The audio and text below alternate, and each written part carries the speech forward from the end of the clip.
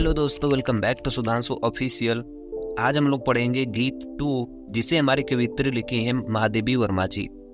इस चैप्टर में वे उन व्यक्तियों की बात कर रही हैं जो बहुत सारे दुखों का सामना करते हुए बैठे हुए हों, या वे व्यक्ति जो अपने लक्ष्य को बिना प्राप्त किए ही अधूरे रास्ते में बैठे हुए हों।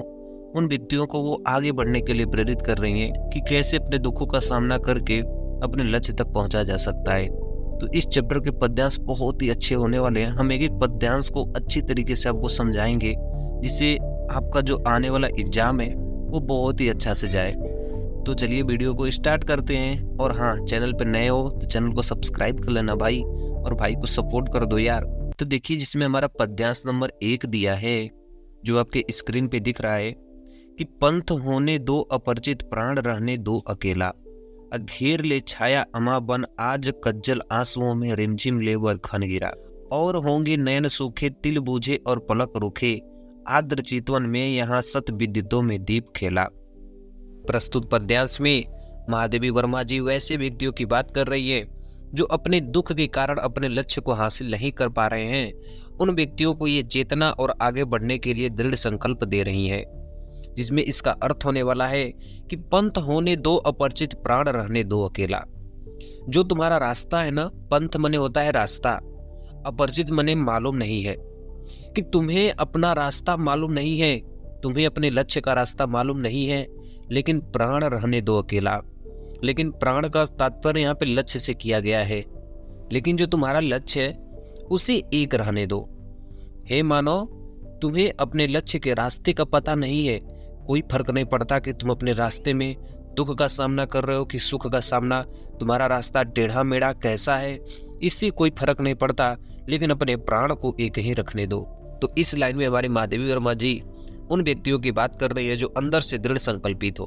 वैसे व्यक्तियों की बात नहीं कर रही है जो व्यक्ति कोई लक्ष्य साध ले और उस लक्ष्य में थोड़ी सी भी रुकावट यदि आ जाए तो वह व्यक्ति अपना लक्ष्य तुरंत बदल दे। वैसे व्यक्तियों की बात यहाँ पे महादेवी वर्मा जी नहीं कर रही है, उन व्यक्तियों की बात कर रही है जो अंदर से दृढ़ संकल्पित हो।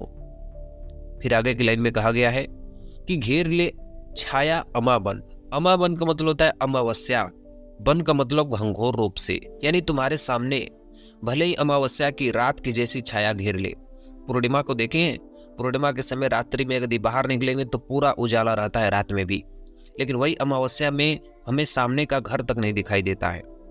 इसलिए वह कर रही है कि भले ही आपके सामने, उसकी तुलना अपने जीवन में कर रही है कि भले ही आपके सामने पूरा ये संसार अंधकार में दिखाई दे रहा है, ये जो आपके सामने पूरी संसार है ना, भले ही पूरा अंधकार में दिखाई दे रहा है, लेकिन तुम्हें घबराना नहीं है, तुम्हें अपने स्थिति से डगमगाना नहीं है, तुम्हें अपने लक्ष्य को और जाना है जिस लक्ष्य पे तुम जा रहे हो। आज कज्जल अश्रुओं में रिम झिमाले यह घिरा खन। आज कज्जल अश्रु यानी काजल से लगे हुए आंखों में जब आंसू निकल जा रहे हैं ना, वो उनकी बात कर रही है कि अगर तुम्हारे आंखों में जो काजल लगा है उसमें से यदि आंसू निकल जा रहे हैं ना, तो रिमझिमा ले घिरा घन, भले ही तुम्हारे सामने पूरा घन घंघोर हो गया, यानी जैसे ही तुम अपने पलक खोल रहे हो सारा संसार एकदम घन के समान घेरा हुआ है, फिर भी तुम आंसुओं को अपने गले लगाना। तुम्हें चिंता की कोई आवश्यकता नहीं है मनुष्य। कठिनाइयां जैसे ही आप देखोगे ना, तुम्हारी आंखें भी सूख जाएंगी कि और होंगे नयन सूखे, यानी जैसे ही आप अपने कठिनाइयों को देखेंगे ना, आपके जो ये नयन है दोनों ना, ये सूख जाएंगे। आपके सामने जो कठिनाई आएगी, आपके सामने जो चुनौती आएंगी, ये सब सूख जाएंगे। ये आंख में पानी कब आएगा? जब आप उस लक्ष्य, उस मंजिल की ओर जब पहुंच जाएंगे ना, तो उस आंख में वो खुशी के आंसू एक दिन आएंगे जरूर आपको। फिर अगली लाइन देखिए, तिल बुझे और पलक रूखे। तिल बुझे यानी उदास होना। तिल बुझे का मीनिंग यहाँ पे होगा उदास होना। पलक रूखे मतलब उनकी आंखें रुक जाती है, मतलब वे लोग उदास होकर अपनी आंखें रुक जाती हैं। वे लोग जो कठिनाइयों को देखकर उनकी आंखें और पलक रुक जाती है, मैं उनमें से नहीं हूँ। यानी महादेवी वर्मा जी इसमें कर रही है कि जिन आंखों में तारे नहीं होते हैं, जिन आंखों में उनका लक्ष्य नहीं होता है, वे रोते रहते हैं, उनकी पलकें रूख जाती हैं, सूख जाती हैं, वो किसी और की होंगी। मैं उनमें से नहीं हूँ कि मैं छोटी सी बाधाओं से मैं घबरा जाऊं। फिर आगे की लाइन में कही है कि आर्द्र चितवन में यहाँ सत्य विद्युतों में दीप खेला। आर्द्र, आर्द्र मन होता है गीला, चितवन मन होता है दृष्टि। जो मेरे आंखों में ये जो गीलापन आपको दिख रहा है ना, आंसू रूपी, ये कहीं और से नहीं है, मेरे रास्ते के जो जितने भी दुख आए हैं ना, उस दुखों के कारण ये मेरे आंखों में आंसू आ रहे हैं। दीप के सैकड़ों विद्युतों में मैंने खेलना सीखा है। मैं वो हर स्थिति को जानती हूँ जिस स्थिति से मैं गुजर के यहाँ पे आई हूँ। इसलिए मुझे कष्ट से कभी घबराना नहीं चाहिए। उस कष्ट से मेरे जीवन पे कोई भी रोक टोक नहीं होगा। मेरे जीवन में उस कष्ट का कोई मोल नहीं होगा। जिस दिन मैं अपनी मंजिल और अपनी लक्ष्य को प्राप्त कर लूंगी, उस दिन मेरे कष्ट सारे भर जाएंगे। तो ये मेरे पहले पद्यांश का पूरा अर्थ है। अब हम चलते अपने अन्य दूसरे पद्यांश पे, जिसमें दिया है, अन्य होंगे चरण हारे और है जो लौटते, दे सूल की संकल्प सारे, दुख व्रति निर्माण उन्मद या अमरता नापते पद, अब बांध देंगे अंक संस्कृति से तिमिर के स्वर्ण बोला। इस पद्यांश में मनुष्य के अंदर जो कष्ट होते हैं ना, उन कष्टों को छिपाकर उन्हें आगे बढ़ने के लिए प्रेरित कर रही है। जिसमें दिया है, अन्य होंगे चरण हारे। अन्य मने या दूसरे व्यक्तियों की बात की जा रही है। उनके चरण कैसे होंगे? हार जाते होंगे। वे किसी दूसरे व्यक्ति के चरण होंगे जो हार जाते होंगे। मेरा चरण उनमें से नहीं है। मैं जीतने वाले में से हूं, मैं हारने वालों में से नहीं हूं। और है जो लौटते दे सोल की संकल्प सारे। वे दूसरे व्यक्तियों की बात कर रही है कि और है जो लौटते, वे लोग लौट जाते हैं। कौन व्यक्ति लौट जाते हैं? जो संकल्प सारे, जो अपने संकल्प को छोड़ के, दे सूल मतलब कांटा, सूल यानी कांटा का प्रयोग किया गया है। यानी जैसे ही रास्ते में कोई कांटा या कोई रुकावट हुई ना, वे अपने सारे लक्ष्य और अपने सारे संकल्पों को उसी कांटे में छोड़कर निराश, हताश होके वहां से लौट के चले आते हैं। मैं उनमें से नहीं हूं। मैं उन व्यक्तियों में से नहीं हूं कि जो अपने संकल्प को, अपने लक्ष्य को किसी कांटे में छोड़ के, मैं जैसे ही उस कांटे में छोड़ के और निराश वापस में आ रही हूं। मैं उन व्यक्तियों में से नहीं हूं। मैं जीतने वालों में से हूं। दुखवती निर्माण उन्मद। दुखवती मतलब जिसने दुख का व्रत किया हो, वह व्यक्ति जिसने दुख का व्रत किया हो, मैंने उसका निर्माण किया है। उन्मद मतलब पल पल मैंने दुखों का सामना किया है। इसलिए जो छोटे छोटे दुख है ना, ये मेरे रास्ते का कांटा नहीं बन पाएंगे। वो कोई और व्यक्ति होंगे जो छोटे छोटे दुखों का सामना करते ही अपने लक्ष्यों को भूल जाते हैं। यह अमरता नापते पद। ये जो मेरे पैर है ना, पद मने पैर होता है, अमरता मने अमरता को।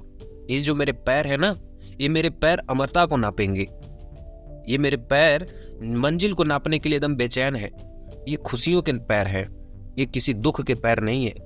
अब बांध देंगे अंक संस्कृति से तिमिर में स्वर्ण बोला। मेरे जो अंक संस्कृति, अंक मने पूरा, संस्कृति मने संसार, अब बांध देंगे। ये जो मेरे पैर है ना, ये पूरे संसार को एक दिन बांधेंगे। किसमें बांधेंगे? तिमिर में स्वर्ण बोला, अंधकार में प्रकाश। तिमिर मतलब अंधकार, स्वर्ण बोला यानी प्रकाश की बात कर जा रही। यानी जो मेरे पैर हैं, इस पूरे संसार के अंधकार को प्रकाश रूपी, आशा रूपी में परिवर्तित कर दिया जाएगा। यानी इस दुनिया का जितना भी अंधकार है, मैं उसको प्रकाश में बदल दूंगी। कहने का तात्पर्य अंधकार प्रकाश से नहीं है। कहने का मतलब ये कि जो आशा और निराशा, जो दुख, कमजोरी, हताश, ये सब जो दुनिया में चल रहा है ना, मैं इसे बदल के सुख में बदल दूंगी। कब? जब मैं अपने लक्ष्य को प्राप्त कर लूंगी। इस प्रकार मैं अपने लक्ष्य को प्राप्त कर सकती हूँ, इस बारे में महादेवी वर्मा जी बताई है इसमें। तीसरी पद्यांश देखिए, दिया है, दूसरी होगी कहानी शून्य में जिसके मिटे स्वर, धूलि में खोई निशानी।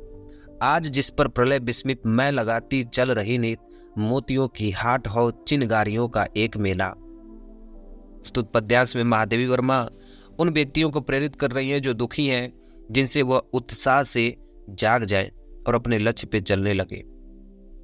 तो इस पद्यांश में कह रही हैं कि दूसरी होगी कहानी। वह कहानी किसी दूसरे लोगों की होगी, वह मेरी कहानी नहीं होगी। कि जो छोटी छोटी बाधाओं पे वो अपने लक्ष्य को छोड़ देते हैं, वे किसी दूसरे लोगों की बात होगी। वे मेरी कहानी नहीं है।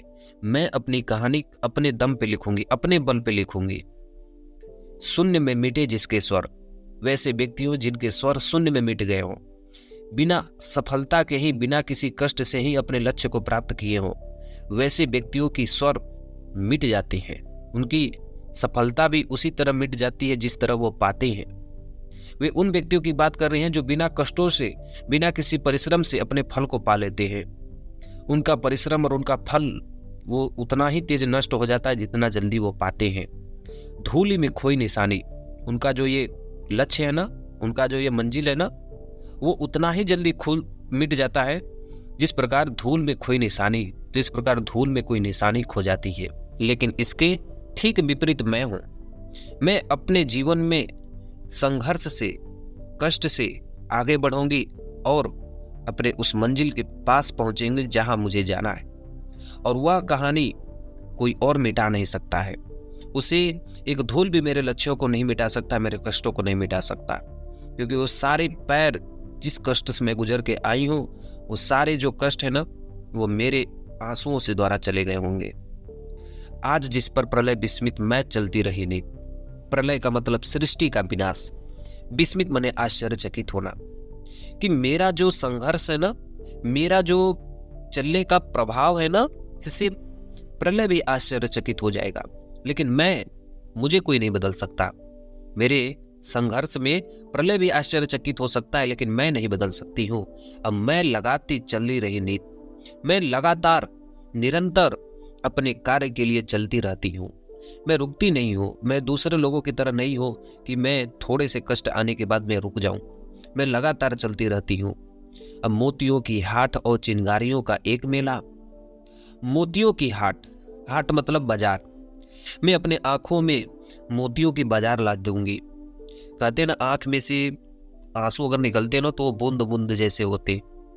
उन आंसुओं की बूंद वो मोतियों से तुलना कर रही है कि जब आपके आंखों में कभी खुशी के आंसू आते हैं ना, तो मोतियों के आंसू होते हैं। चिनगारियों का एक मेला, वो आपके हृदय में एक चिनगारी का कार्य करती है। जिस प्रकार हृदय में आग लगाती है ना कोई चीज, उसी तरह वो चिनगारी का कार्य करती है।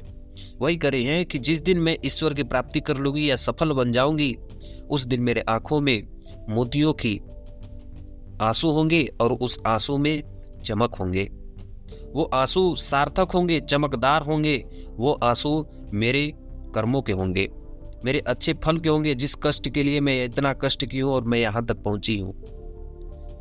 नेक्स्ट पद्यांश देखिए। हास का मधु दूत भेजो, रोष की भ्रू भंगिता पतझार के चाहे सहेजो। ले मिलेगा उर अचंचल, वेद जल स्वप्न सतदल। जान लो वह मिलन एकाकी, विरह में है दुकेला। पंथ होने दो अपरिचित, प्राण रहने दो अकेला। इस पद्यांश में जो महादेवी वर्मा जी हैं, अपने प्रिय से मिलने के लिए दृढ़ संकल्पित होते हुए बता रही हैं कि हास का मधु दूत भेजो। हास का मधु दूत यानी मुस्कान रूपी दूत। दूत यानी जो एक संदेशा भेजता है, संदेशा लाने का कार्य करते हैं दूत।